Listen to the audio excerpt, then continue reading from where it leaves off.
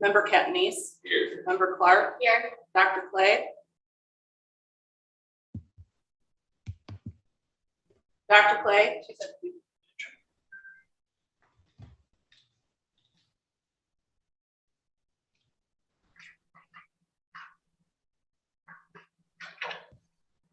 Dr. Clay, just give us a wave if you can hear us.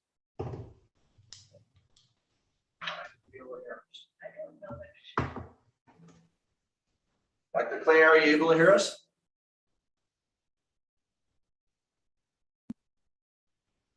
all right, well, All let's right, let the maybe we record can send her reflect a that. text or. Yeah, we'll send her an email, let the record reflect that she is present and having some audio issues. Dr. Hagerman. Here.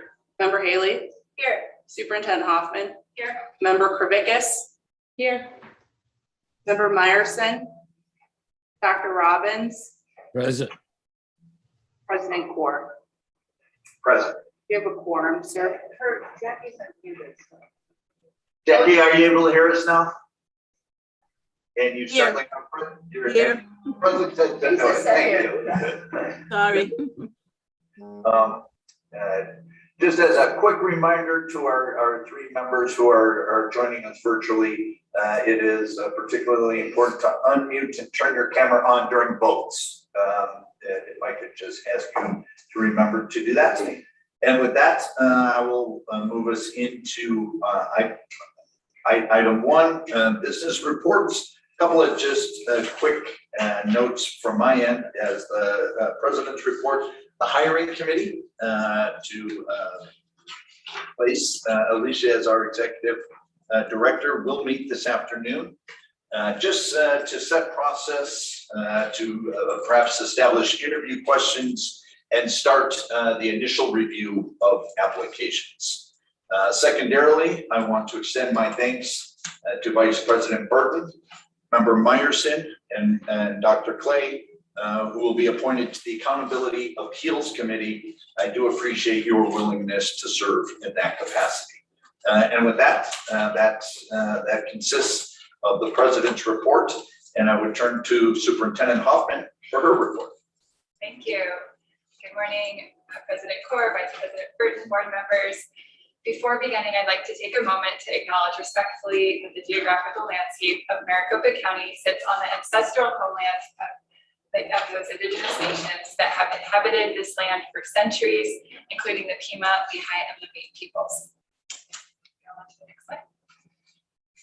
And I'd like to kick us off again by sharing updates about how we've been allocating our federal COVID relief dollars. I'm very proud of the way that AD and our LEAs have used these federal funds effectively to serve our students.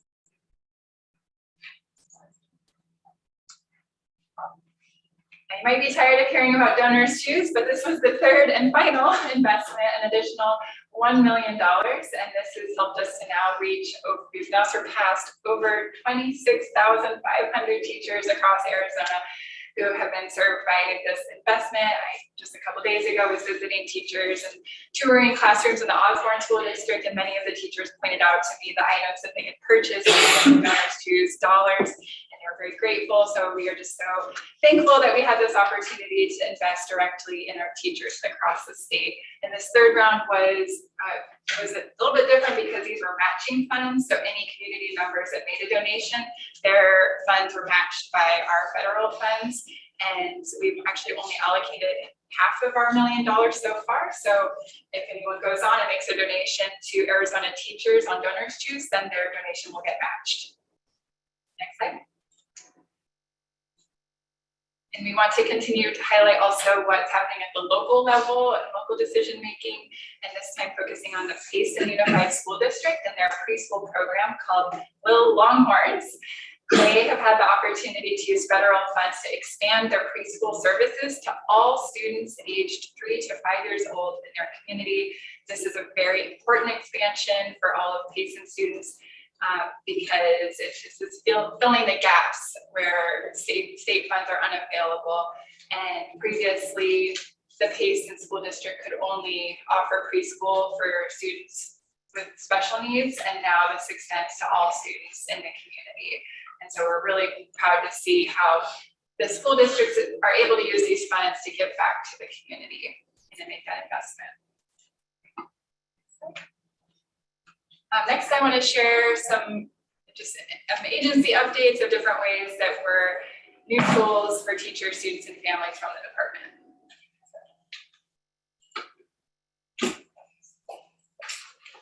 And so a very important role of the department is for teachers specifically is our services for certification needs. And our certification team processes over 40,000 different services annually. And typically the processing time is around 1 to 3 weeks, but sometimes during the peak season, it can be up to 6 weeks to fully process a need or a request in terms of certification needs. But many of the certification services can actually be completed online, but the educators need to make sure they have all the proper documentation and have a full application, or, of course, it can be challenging to navigate and find the exact information that they need. And so we have recently just launched a new updated contact form. And so this form is to help both current and future teachers to be able to move through the process more quickly, with more ease. It'll help them get their questions answered more quickly without having to wait on the phone or waiting for an email response. So it's just sometimes technology can just help things be a little faster, a little bit easier. So we wanted to make sure to highlight that for the folks. Next slide. And I've been spending quite a bit of time over the last few weeks visiting school communities across the state. Since our last board meeting, I have visited schools in Douglas, Benson, Phoenix, and Wickenburg, to name a few. And this gives me an opportunity to hear directly from students, teachers, school leaders, community members on what makes their communities unique. Next slide. And right here locally at the Phoenix Union High School District, I visited both the Metro Tech High School and the Phoenix Coding Academy. And these schools have amazing career and technical education programs that help their students to graduate from high school with their industry certification. So this allows them to get a job from right out of high school. They can get high-paying jobs just as soon as they graduate. For example, they shared that one of their recent graduates from the Coding Academy and is now working on his undergraduate degree at ASU. He's already making $50 an hour as a cybersecurity intern. At the Metro Tech High School, you can see the pictures of the flowers there, and that's their florist team. The floral design students learned how to run all aspects of the business and build relationships with local businesses. And their little florist shop in the high school is the preferred vendor of the Arizona Diamondbacks. Yes, and they do everything, all the customer service components, learning all aspects of the business. And of course, they have beautiful floral designs that I had the opportunity to see there. So this is just one example of some examples right here locally of what is available thanks to our public schools.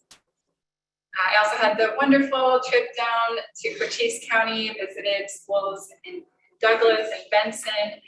And of course, our rural communities are in a unique position and very often are the center of their local communities.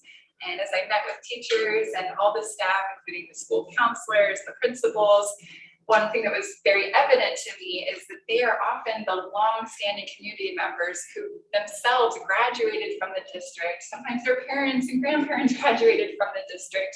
In fact, the middle school I visited, the building is 110 years old. That's how historic the school is. And so everyone there truly deeply cares about the students' success and the success of the schools to serve the community. And one of the highlights as well in Benson was seeing that they have for their agriculture program for the high school students, they have a pond there where they actually have different species of animals that are endangered. And so the students are learning about protecting those species and taking observation and data. And anyway, so it was a fascinating visit there. And I was wearing heels as I checked out that pond. Next slide.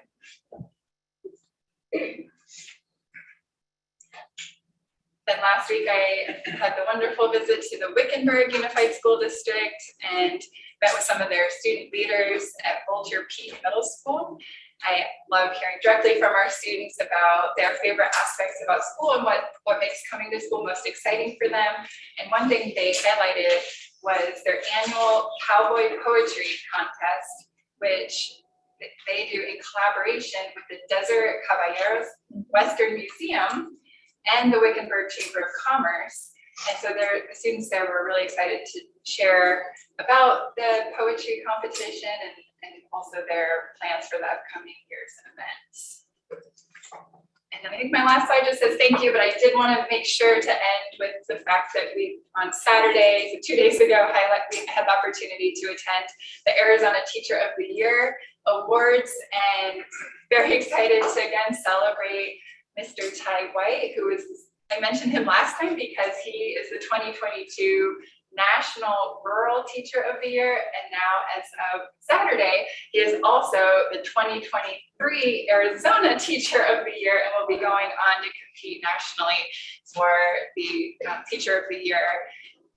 So we're, again, wonderful that he is a chemistry teacher from Wilcox and clearly doing phenomenal work for receiving all this recognition. So we're very proud of him and wishing him the best of luck as he goes on to compete nationally.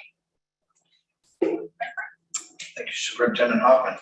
We'll move on to the Executive Director's report. Director Williams, you have a report for us. Thank you, President Corr, Superintendent Hoffman, members of the board. My report today is brief. As you all know, the board requested a number of new positions last year in our budget. So for fiscal year 23, we were lucky to get 4 of those positions. One was the Admin Assistant of Enforcement Actions. And so we had a wonderful, great employee, Dawn Solaro, who was working with the investigative unit, and she kind of moved over to that new position, the Enforcement Action position. Therefore, we had to fill an IU, an investigative unit admin position, and that was filled by Stephanie Giovanni. The ESA admin assistant, Lucinda Flores. Junior policy position is Federico Yanez, and constituent services is Shannon Etz, whom we stole from the department. However, they all start today, so they're all in training right now with ADOA, and I hope that all of you can meet them in December. In addition, for our fiscal year 23 budget, we also received additional funding to hire more assistant attorney generals to assist with the adjudication of cases for educator discipline. I'm still working with the AG's office, and they're in the process of finding people for those positions. So that's really exciting as well, because we'll be able to get through our cases much quicker. That's it for my update. Thank you. Fantastic. Well, extend our welcome to the new folks, and I think we all look forward to seeing them in December for sure. So I will, in consideration of some members who may need to leave us early today, I'm going to take us a little bit out of order and ask the indulgence of those who wish to speak to us during item number 2. We will look forward to hearing from our call to the public under item 2 quite soon, but I'm going to move us to item 4, which is the call to the public for the general session, and then move us right into general session. So Director Williams, have we received any requests to speak under the general session? Yes, we have one speaker today, and we also received a public comment, a written public comment that was uploaded. So the only speaker is Rebecca Beebe. Fantastic. And how many minutes would you like to do? I think we're doing 2 minutes today, given the number of speakers we have. Thank you, Dr. Hi, everyone. President Corr, Superintendent Hoffman, members of the committee. My name is Rebecca Beebe, and I'm the Director of Governmental Affairs for the Arizona School Administrators, known as ASA. ASA wants to thank the board staff, and ADE staff for their consideration and work on the A through F letter grade system. We urge the board to adopt the prior year cut scores for KA and standard deviation cut scores for 912. Since COVID began in March 2020 and Governor Ducey ordered the closing of all schools have been doing extraordinary work across the state. This is especially true of our certified staff and, most importantly, our teachers. Some teachers taught over Zoom, some taught in person in the classroom, risking their health and safety, and some taught in hybrid situations with both kids in person and online. Our teachers were very busy learning to teach and connect with students in new environments. Since 2020, our kids have experienced trauma in myriad ways. As I mentioned in my comments last month, sadly, there are both teachers and students who lost immediate members of their family to COVID. Some kids even lost their primary caretaker. This devastation surely impacts the students' performance. And let's not forget that between the spring of 21 and 22, our test scores improved. We are healing and improving, and we want schools and students to continue to grow academically, and we want teachers to know how much we appreciate and value them. That's why we appreciate the ATAC's recommendation to not adopt the 70, 80, 90 model. That model is based on arbitrary cutoffs at arbitrary numbers and was created decades ago. Adopting this model that results in almost 300 F schools in grades K-8 and almost 200 in grades 9-12 will be a huge blow to our educators who have consistently gone above and beyond to serve Arizona students. We need to continue to improve, and this model and the letter grades that result from it will feel like a punishment to our teachers. That's the last thing we need in a time like this, and it does not reflect the reality, which is that schools are coming out of the COVID years and improving. We appreciate your consideration and thank you for your work and your time. Thank you. Just one speaker. Thank you. So I'll move us on to the general session, 5A, which is the presentation, discussion of possible action to approve the accountability cut scores for K-8, 9-12, hybrid, alternative, and AOI schools for the 2021-2022 school year. We had a robust conversation at our last meeting, and Director Williams, I'll turn it over to you. Thank you, President Core, Superintendent Hoffman, members. Dr. Core is correct. There was a significant conversation at the September board meeting pertaining to the cut scores for the 21-22 school year. If you recall from that presentation, the recommendations were the prior year option for K-8, the standard deviation option for 9-12.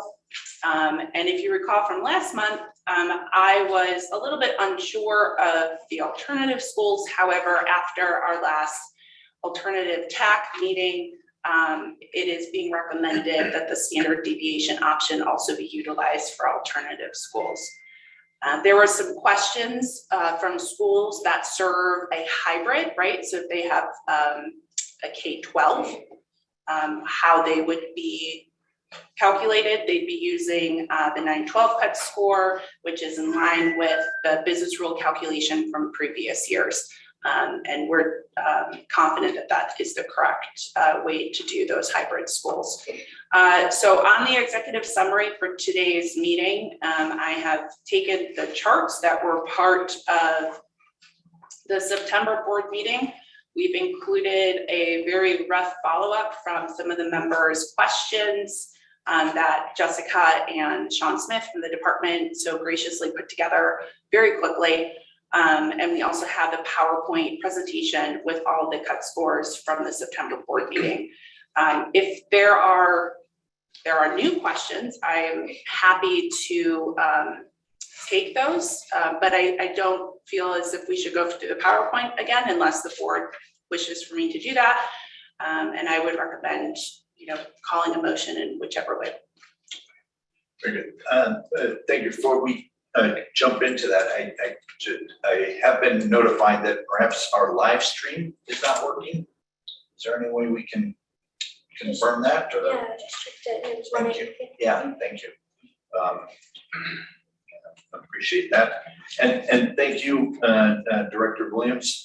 I think the approach, again, I want to make sure all board members have an opportunity to clarify their understanding or express their view on this, given this is a issue of some interest.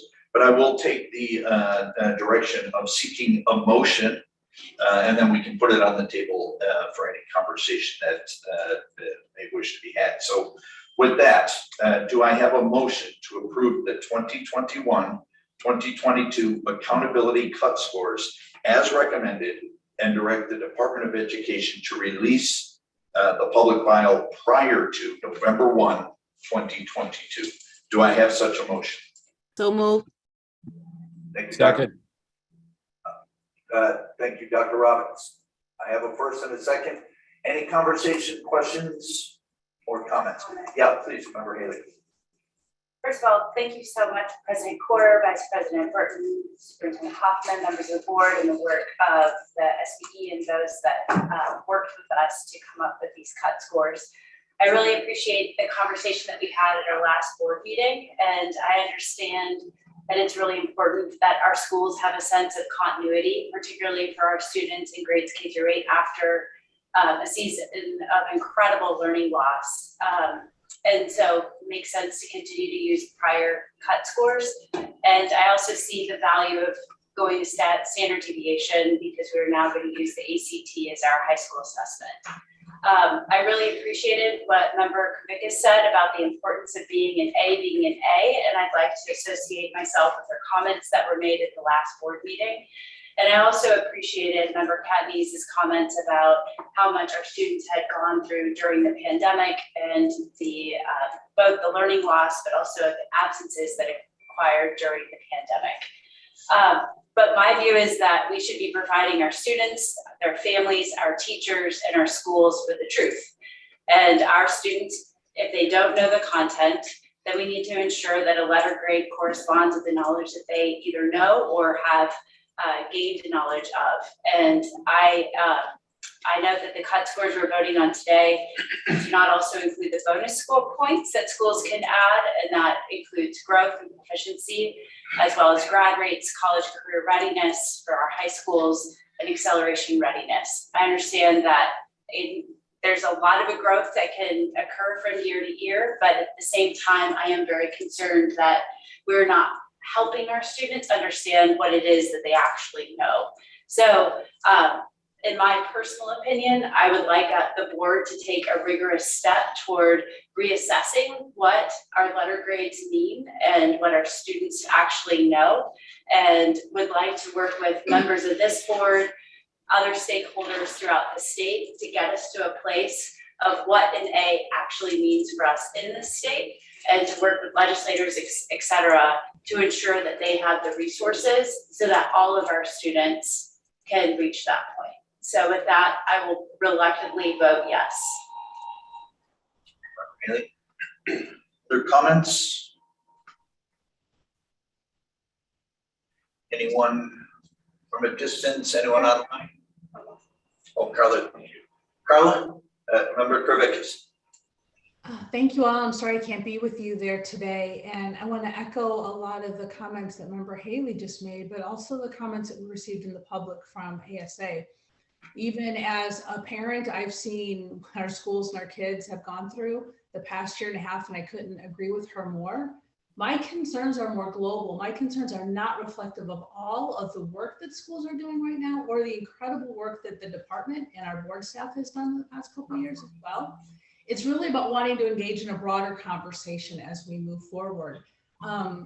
Because really for the past, I was thinking about it a lot, like the past 10, 20 years, the conversation really hasn't changed that much. It's been more about, should we weigh proficiency more? What about growth? Can we calculate grad rate? It's really kind of about the same metrics and how to kind of jigger them around differently.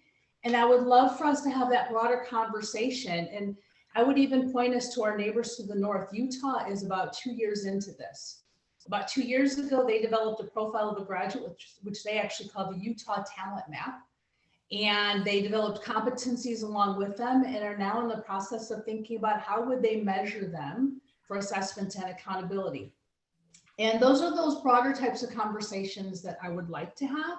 But also I want to, first of all, thank the department for doing an amazing job of keeping the school report cards coming up over all these years. And I think that's another side of it, to Member Haley's comments about giving the parents or public the truth, the transparency, is maybe even enhancing those report cards even more, like with some of the more nuanced parts of the letter grades, making that data even more transparent. For instance, I know my community that, my daughter has Down syndrome, as you know, all the parents I know would love to know what the percent or the inclusion rate is for their schools, which is something that is part of letter grade calculation. They would love to see that. They think another thing we could do is enhance transparency on that side as well. Thank you, Member Kravickas. Other thoughts or comments? Dr. Klein. Dr. Klein, did you have a comment? President Core, yes, I do. Yeah, My please com- go ahead. My comment is very short. With all the things that are going on, yes, I do favor prior cut scores for our K-8 and standard deviation for 9-12. My concern is that we need to include people who are in the foxhole, not just people who are outside the box looking in. Okay, because as educators, and I'm an educator, educators, I know what's going on. Educators know what's going on. We know what our challenges are. And it's very, very important. And we're talking about future now. It's very important that stakeholders, but more importantly, teachers and educators are involved, and that the teachers and educators are not talked at and thrown data at. Okay, regardless of what form of accountability we select, we will not and should not hold our schools hostage by data that does not take in consideration the whole child approach. And again, my concern is we have so many people who are not educators, who are on the outside dictating and not really sitting down, listening, empathizing, and understanding what's going on in the schools. So we really, really need to be careful with that and make sure all stakeholders are involved and we get the full 360-degree landscape of what's going on so that we can do the best for our students and our teachers. Thank you. Thank you, Dr. Klein. Anyone else? Okay. We have a motion that's been seconded, so all in favor, please indicate by saying aye. Aye. Any opposed? Same sign. Okay, motion passes. I'll move us on to 5B, which is the presentation, discussion, and possible action to adopt the 2021-2022 accountability appeals process and procedures for school to appeal its final letter grade. Director Williams. Thank you, Dr. President Core, Superintendent Hoffman, members. This is another agenda item which we presented last month. If you notice within item 5B, I also took the recommendation of staff and put in the Google forms that schools could kind of see what we'll be asking within that Google form once the appeals window goes live. Again, we don't open the Google form until letter grades are released, and then that form is open until November 15th. So if letter grades come out significantly before November 1st, it provides more time for schools to appeal if they so wish. If the board would like another presentation, I can do that. If not, then we can move the motion. Very good. Then I will, again, we can have a conversation, but I will seek to put the question on the table. So do I have a motion to adopt the 2021-2022 accountability appeals process procedures as presented? Do I have such a motion? So moved. Member Burton, thank you. Do I have a second? Second. Member Katniss, I think, snuck in, Dr. Clay. Thank you. Any conversation, questions, or concerns? Hearing none and seeing none. All those in favor, please indicate by saying aye. Aye. Any opposed? Same sign. Motion passes. So I will move us back to item 2 and thank those who have patiently waited to speak with us. So I'll move us back to the call to the public. This, of course, is the time for the public to comment on items not specifically on the agenda or on the consent portion of the agenda. Because I understand we have 10 or so folks wishing to speak to us, I would ask that the speakers limit their comments to about 2 minutes. So I do understand we have some speakers. Director Williams, you want to kind of walk us through that list? Yes, thank you. First up, we have Kristen McAfee, followed by Jordan. Kristen?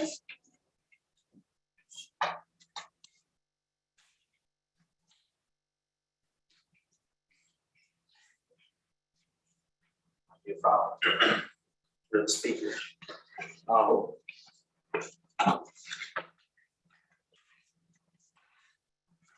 o'clock yet?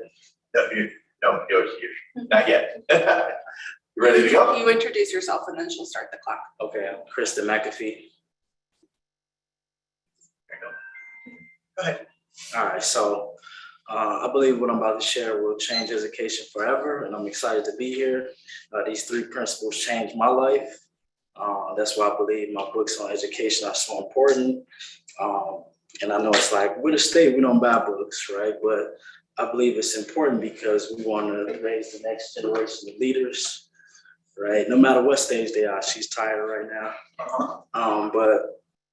And then I want to help this state with y'all's marketing and get an appointment scheduled. And so these 3 principles changed my life. It took me from living in my car, basically homeless, to, impacting the government a lot and helping a lot of people on the other end.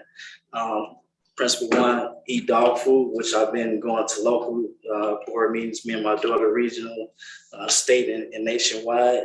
And my daughter started my hero's journey, right? And we want to do that for other parents, right? To bring them into education, because we have a labor shortage with all the labor, right? Which is hard to comprehend, right? And that's why I think these 3 principles are so important. So the founder of McDonald's was struggling.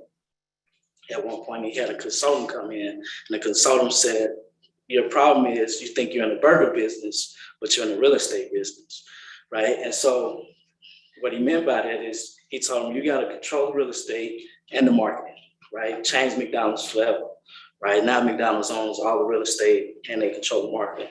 So what I've seen is the schools are struggling, right? Connecting with the kids, right? As far as where they're at. And then number 3 is the NFL. They have the longest pipeline of workers, right? From Pop Warner, right, to the NFL. So that's why I believe my books are important, because it's creating that pipeline of workers and connecting with them where they're at. So that's why I like to schedule a meeting, buy my books, and hire me as a marketing consultant. So thanks for your time. Let's see you all right. Next up, we have Jordan. Thank you very much. Appreciate it. So I'll speak on. Yeah. So real quick, Hey, go ahead and grab your stuff. We're gonna move on to the next speaker. Thank you. Okay. Appreciate you coming, chatting with us today. Appreciate it. Next up, we have Angela Faber, followed by Andrea McIntosh. Executive Director Williams, this morning, Angela Faber has not yet joined us. I will let you know if she does. Okay, thank you. Andrea McIntosh, followed by Rebecca Cross.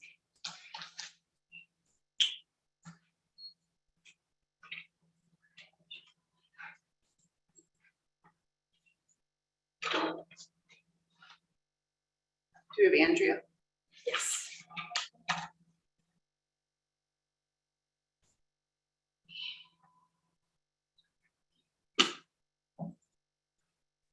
Hello? Hello?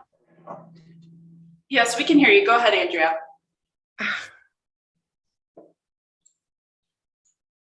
Hello? Go ahead, Can you go hear ahead. me okay? Yes. We can indeed. Thank you. Appreciate your patience. Go ahead. Bryson, where's the speakers? I'm on here. Ms. McIntosh?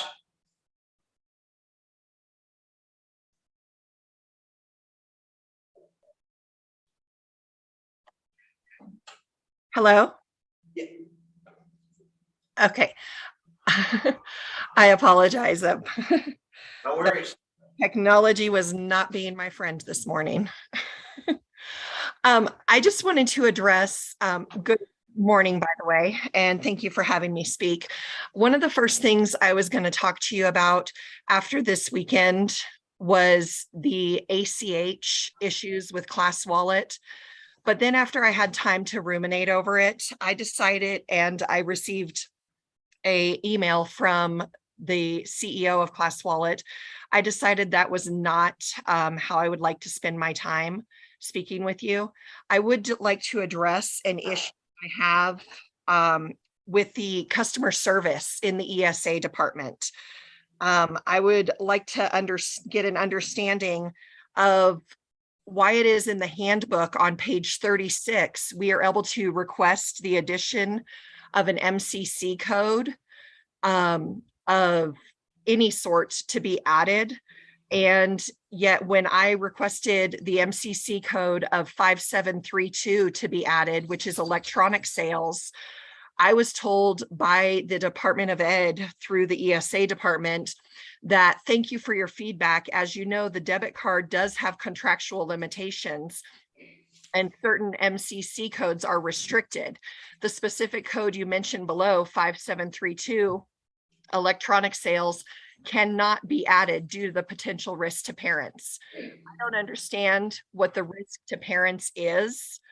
Why doesn't it, why are we not allowed to have that option to have MCC code added in to give equal access to all parents? The other issue I have is the lack of customer service in the ESA department currently. I was told in another email that they just didn't have time to address my help desk tickets. Due to the new changes in the law, in the inundation of tickets, we don't have enough staff. We're just going to have to wait. Thank you, Ms. McIntosh. Appreciate it. Next up, we have Rebecca Cross, followed by Leslie Konovic. Rebecca? Hello, can you hear me? We can. Please go ahead. Thank you. Thank you for allowing me a chance to speak today. I'm coming because I have a couple questions. In the spring, we had a lot of concerns about the handbook, and it was passed without most of those being resolved. And that was partly due to Superintendent Hoffman's excellent suggestion of the ESA 101 guides, but I haven't received any information about that. And I'm wondering when we're going to see the 101 guides, especially with all the new universal families. There are so many questions and people aren't getting answers. Help desk ticket times, obviously are waiting a long time. ESA did not prepare for this influx. The weekly newsletters actually have stopped since we got the universal families. ESA never contacted us about anything. The major class weld issues, we have no information on. We have no guidelines on who to contact for issues. We're given an email address, but that email address, we get nothing back, like an auto reply, thanks for your email. I put in a FOIA request about 15 months ago, never got anything back. Help desk tickets, again, the same thing. They'll just close them out without actually answering questions. My child's account is frozen and nobody told me and nobody can tell me why. So she's losing places in all of her classes. She's losing her tutors. Her education is completely at a standstill unless I can figure out a way to pay for all of this and try to get reimbursed. But after Class Wallet's whole debacle last week where they started taking money out of people's accounts, obviously reimbursement is a really scary option. So I'm asking for the 101 guides. I'm asking for a clear chart. Who do we contact with Class Weld issues? Who do we contact when ESA is ignoring us? Where is the communication? I mean, a weekly newsletter was the bare minimum from a director of communications, and now we haven't even received anything this whole month. So I guess I'm just asking who's in charge and who's going to help us. Thank you. Thank you, Ms. Cross. I appreciate it. Next up, we have Leslie Konovic, followed by Amanda Adams. Leslie? Hi, can you hear me? Yes, we can. Thanks for the opportunity to speak today. I'm an ESA parent with 4 children in the program, 2 of which are funded at a fairly high level as special education children. Last week, we were a part of the families that had money removed from our bank accounts. We're a single income family who has to really be very careful in order to even use reimbursement in the first place. It was over 12 hours before we were even notified by Class Wallet that this had occurred. There's been no communication from ESA at all. The next day, we had further transactions that were not authorized by us or had nothing that lined up in our accounts. It has now since been corrected, but had it been a larger amount, which it could have been because we were waiting on more reimbursements, it could have made the difference of us being able to buy groceries. My concern is that then our other options are limited with Class Wallet. They have removed the option of concierge and have not been responsive to expanding MCC codes, which leaves us with being able to purchase through Marketplace, which obviously limits families with less income. It also makes it very difficult to make returns. We have to contact and go through Class Wallet to make the return. We have to contact them again in order to actually get the money credited back to our accounts. Orders that are canceled and were never shipped and would normally drop off of a bank account still show, and we're expected to show a invoice for something that doesn't exist. All of this takes a large amount of time while also performing basically a full-time job to home educate 4 children, 2 of which do not learn as typical children do. So I would like to request that Class Wallet adds a running account balance so that we do not have to go back to the very beginning of our account and balance out every single purchase and return in order to know if we actually have the money that we should have. And I would like to ask for concierge to be brought back if expanding the MCC codes is statutorily limited. Thank you. Thank you very much. Appreciate it.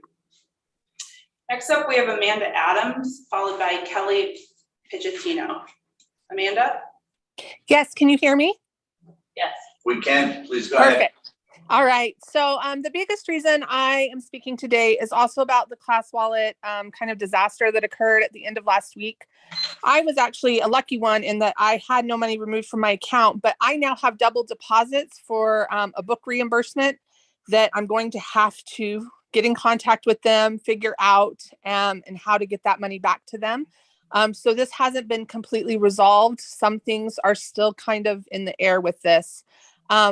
One thing that has been highlighted again is the need for Class Wallet to give a typical line item view statement balance like any banking institution does. This is pretty typical in the financial industry so that we can see exactly what's coming in and out of our students' accounts. This is pretty much industry standard, and I don't understand why it hasn't been implemented. The ineptitude, there's been a lot of ineptitude showed by Class Wallet in many areas, such as this most recent chaos, the former data breaches, and ongoing issues with returning funds to accounts after returns or canceled orders happen. And this ineptitude makes it impossible to trust their numbers or accounting. And so we need those line item statements because we are the contract holders with the state and we're in charge of these funds. And if we don't have the ability to track where these funds are going, it feels like it's on us. And so it also highlights a need, I think, for expanding the debit card MC codes. And if, as the previous speaker said, that's statutorily impossible, we need to consider reinstating concierge for families who cannot afford reimbursement, because reimbursement is a privilege for many families and is completely inaccessible for others. And it would make the program more equitable. And without those options, it's less equitable. And there can be extreme pitfalls as we saw this last weekend. Thank you very much. Thank you very much, Ms. Adams. Appreciate it. Next up, we have Kelly Piccittino, followed by Lynn Fox Embry. Hi, good morning. Good morning. Can you guys can hear me, right? Yes. Yeah. Thank you. I'm sorry. I want to acknowledge and say thank you to President Kaur, Superintendent Hoffman, and the rest of the State Board of Education members that do listen month after month to many of us parent advocates, home educators, ESA families. It is one of the only outreach outlets that we do have. And I do thank you for your time. Not only am I an ESA parent, I believe this is my 4th year, and those that have not met me or have known our story is that we live in Pima County, and my son he is now in the 4th grade, but just started speaking within the last year or 2 verbally. He has many educational setbacks and other disabilities that did not allow him to thrive in the public education classroom, let alone there was some misfortunate incidences. The ESA is so important. Recently, I was not affected last week, but my heart breaks for the families that were. ESA is not for the rich. It's not for private school people.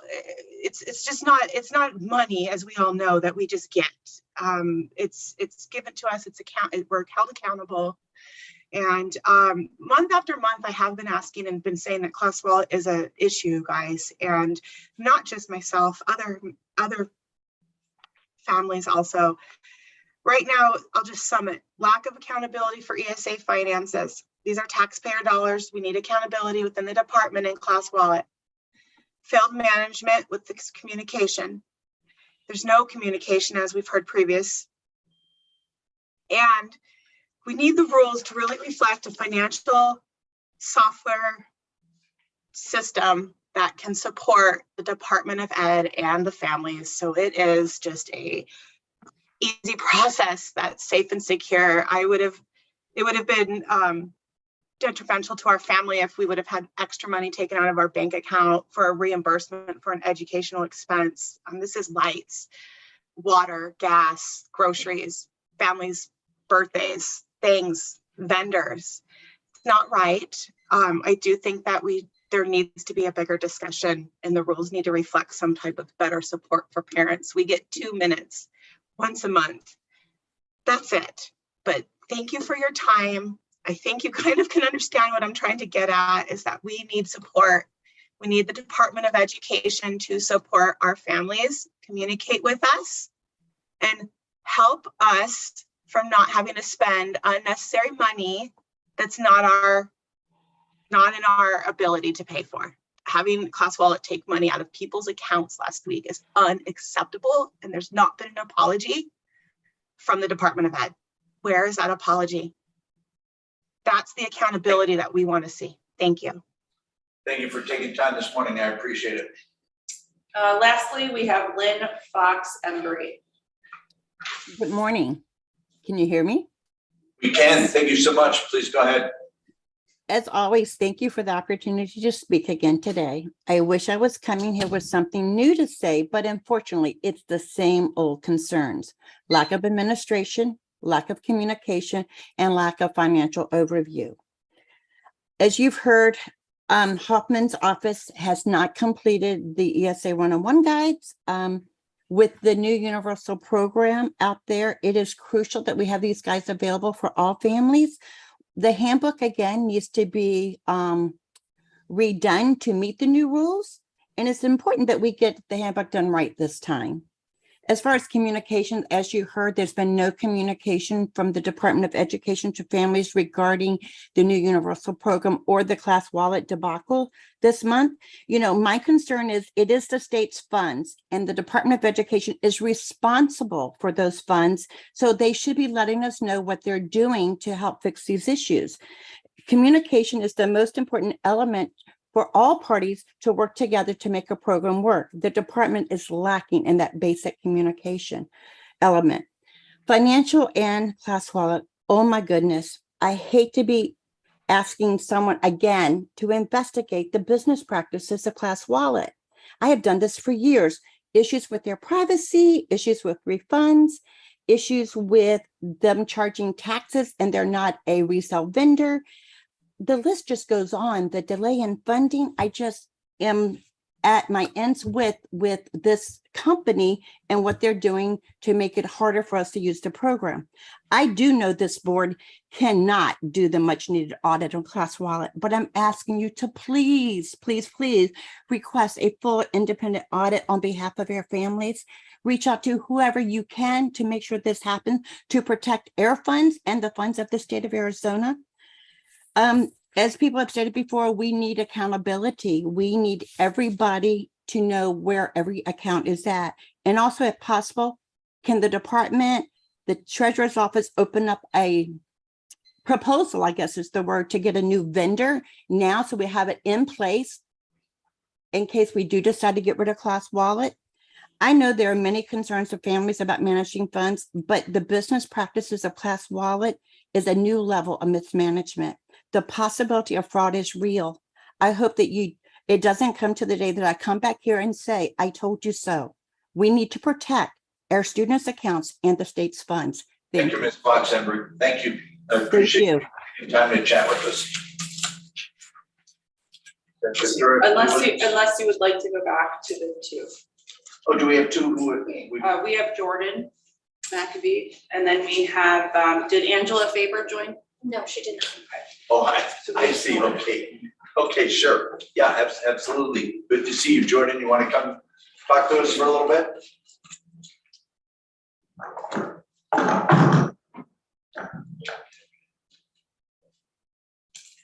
So. You go ahead, Jordan. What would you like to tell us this morning? So what school do you go to? What's your name? What school do you go to? It's okay. It's not easy. Yeah. You can write, Gordon, you can write the board like a message and then you can send it to me and I'll make sure they get it, okay? What school do you go to? Okay. So the basics. You know what, Jordan? I think that would be great. Do you like to write? You're a pretty good writer. You know, sometimes it is easier to write things down. You can think about what you want to tell us. And you can take your time and maybe your dad could help you. And I think it would be great if you wrote us what you love about your school, what you think could be better about your school. Tell us about you and what you want to do. Would you do that for me? That would be fantastic. And then we'll make sure that everyone here on the board gets that, okay? We're really proud of you for coming to see us today. And sometimes I wake up on Monday and I'm really tired. Yeah. So, and that's what I want to do, help improve our social skills, you know. Yeah. So we'll see the improvement. Thank you, Jordan. Thank you, Jordan. I appreciate it. Bye. And we may have had one other who did, but she did not join us, right? No, she did not. Okay, fair enough. Okay, very good. Then I will move us to the consent agenda. I will be pulling 3A in order to abstain and declare a conflict in that it involves my day job at Arizona Western College. Do any other members wish to pull any additional items from the consent agenda? Member Hinkley, please. 3G. It's the oral history resources. It's a lot. 2022 chapter 303. Anyone else wish to pull an item? All right then. Do I have a motion to approve the consent agenda items 3B through 3F and then 3H and I? Basically the consent agenda items minus 3A and 3G. Thank you, Member Katniss. Do I have a second?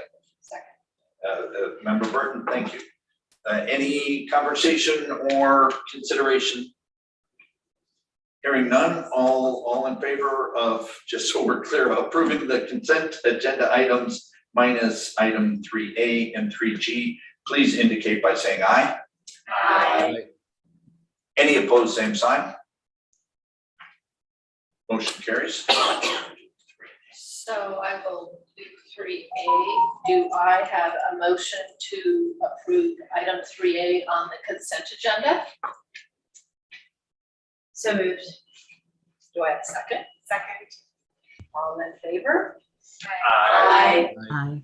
Motion passes for item 3A. Back to you. You make it seem so much easier than I make it for some reason.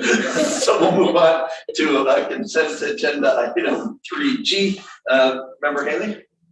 Thank you so much, Dr. Kaur, President Kaur, members of the board.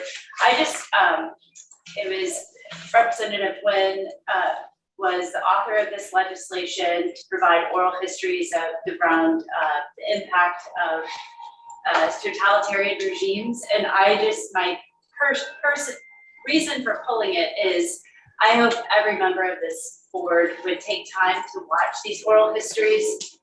They brought me to tears. They were compelling. And I'm really, really grateful that with the work of Catcher and other members of the Arizona State Board staff in collaboration with ASU, U of A, NAU, and various other organizations, as well as ADE, is really important. And I just would urge each one of us to take some time to watch these videos.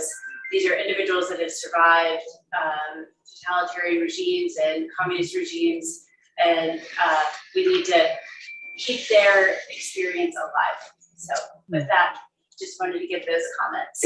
Well, great. Then I would look to you to for a motion to approve item 3G then. May I have a motion to approve item 3G, a review of oral history resources pursuant to laws 2022, chapter 303. So moved. Do I have a second motion? Second. There we go. All right. All in favor, please indicate by saying aye. Aye. Any opposed, same sign. Motion carries. Thank you for that, Member Haley. So moving us on to item 6, call to the public. I understand we have no speakers for item 6. Is that correct? Correct. All right. Then I will move us directly into item 7, general session for certification enforcement actions. Item 7A are negotiated settlement agreements. I would like to take these in a single motion unless someone objects. Do I have a motion to approve items 7A1 through 7A4? Do I have such a motion? So moved. Thank you, Member Katniss. Do I have a second? Second. I'm going to go Dr. Hagerman by a nose. I have a first and a second. Any conversation or discussion? Hearing none, all in favor, please indicate by saying aye. Aye. Aye.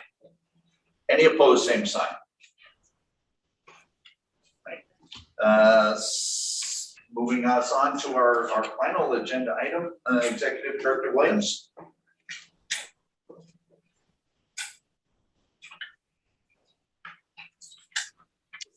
Taking notes for that archive, you know. Yes, Dr. Core members. We have a hiring committee meeting later today. The Hiring and Accountability Appeals Committee will receive meeting invites from us for October and November. The hiring committee has a significant number of meetings already on their calendars. The Appeals Committee will work with you all the next couple of weeks to get some dates on your calendar. The next State Board of Ed meeting will be December 9th, and it will be a very robust meeting because we don't have a meeting in November. We'll have accountability on that agenda. We'll have the hiring of the executive director. We'll have my transition plan and a bunch of other fun topics that I can't recall off the top of my head. So. Excellent. Thank you, Director Williams. Anyone else, any comments or statements? Yeah, Member Burton, please. Yeah, President Core, Superintendent Hoffman. I did review and heard today the public comments regarding the class wallet situation. So I would like to ask the department just to look into it and evaluate whether Class Wallet is the best third-party financial vendor for the ESA program. I mean, it was gut-wrenching to hear the stories that the parents shared in their public comment, and I was trying to put myself in that situation. I was very concerned. So I understood, that the contract, I'm not sure the timing of it, but I just would like just to give some consideration to if this is the best vendor for the program, especially in light of the recent expansion. Thank you, Vice President Burke. Anyone else? Any comments for the record? Well, then I will adjourn this meeting at 11:01. I think 60 minutes on the nose is pretty good, expeditious work. So I thank you all for your attendance and consideration, and we'll see you in December 9th.